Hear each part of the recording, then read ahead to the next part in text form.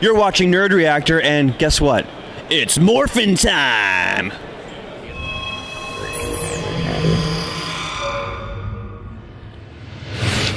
Hey there, this is Greg from Bandai. You are at Power Morphicon. Welcome. So I heard that the Legacy Sword was making a nice impression on everybody. I hope that's true. I can tell you that this is a very early prototype. This is actually the first one we've ever made of a prototype. But we wanted to make sure that we gave you guys the first look at it.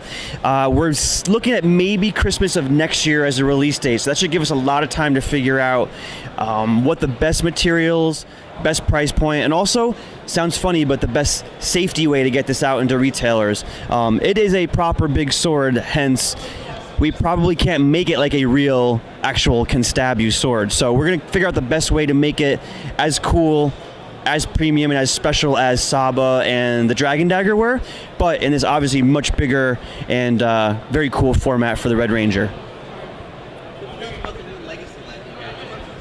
Yeah, the Legacy figures, we're very excited to say, is doing very well, so thank you guys for that. It's been a long time in the making.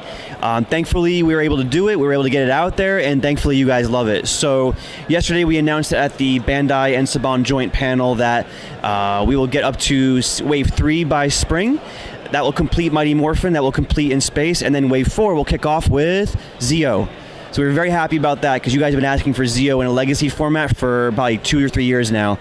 And while the Legacy Zords, Legacy Roleplay, and Legacy Megazords are still kind of going through that chronological Mighty Morphin period, we can get Zeo out and other great classic series in the figure format with the same Legacy quality and the same Legacy name. So hope you're excited about that.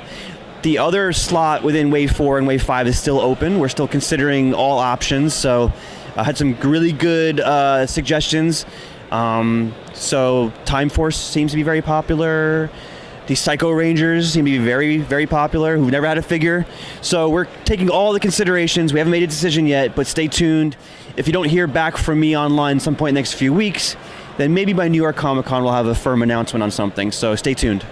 My last question for you is, what brought the concept of making the Legacy line a Build-A-Figure? So Build-A-Figure is something that's been successfully done in other lines, going back even 10 or 15 years, even longer probably. What makes it special and endemic to Power Rangers is each Ranger has a Zord. That sword is a Megazord part, so it made a perfect sense for us to have each figure come with their respective Zord part, to then buying all 5 core Rangers, or in some cases all 3 core Rangers, you should be able to build a Megazord and essentially get a free figure out of the deal. So we're very excited about that. It makes a lot of sense for our brand, and it's very perfectly cool to have your team built up and then have the Megazord there standing behind them. You notice the Megazord's a little bit bigger than the figures, obviously not colossally bigger, but we did make a little extra attention to make it closer to 7.5 inches as opposed to 6.5 inches. And in lieu of having extra battle accessories and weapons, we thought what a great way to get the Megazords out there. One thing you've asked about a lot lately is, what about those weapons? Where's Pink's bow? Where's Black Ranger's axe? We're talking about some very cool ways to bring you guys extra power weapons, so don't give up on us just yet, and keep your eyes and ears open for that one. Again, if I can do an update before New York Comic Con, I will, and if I can't, keep your eyes out for New York Comic Con. We'll have a cool way to get those weapons out in a way, hopefully, that makes you guys very excited. And by the way, whoever mocked up that Facebook packaging mock-up with the weapons inside of a single pack, that was very cool. We like that, and maybe that's how it'll work, maybe it won't. We'll find out.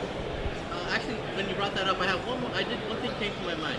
San Diego Comic Con, you had the exclusive Green Ranger with the extra Megazord sword. Yes. Are we going to be seeing maybe stuff like that in the future as well? Convention exclusive for those Build-A-Figure lines? Or are you thinking maybe releasing those regular units? Maybe yes, maybe no to both of those questions. You'll only have to stay tuned to find out. I think you'll like both our con exclusives for the next couple of conventions, as well as what our strategy will be to get other parts out there to complete the teams in really meaningful, really coolly displayable ways.